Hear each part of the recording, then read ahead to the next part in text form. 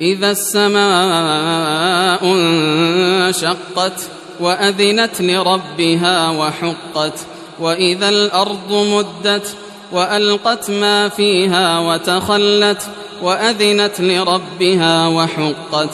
يا أيها الإنسان إنك كادح إلى ربك كدحا فملاقيه فأما من أوتي كتابه بيمينه فسوف يحاسب حسابا يسيرا وينقلب إلى أهله مسرورا وأما من أوتي كتابه وراء ظهره فسوف يدعو ثبورا ويصلى سعيرا إنه كان في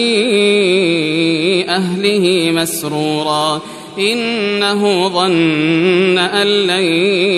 يحور بلى إن ربه كان به بصيرا فلا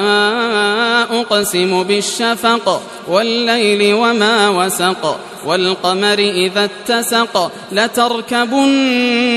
طبقا عن طبق فما لهم لا يؤمنون وإذا قرئ عليهم القرآن لا يسجدون بل الذين كفروا يكذبون والله أعلم بما يوعون فبشرهم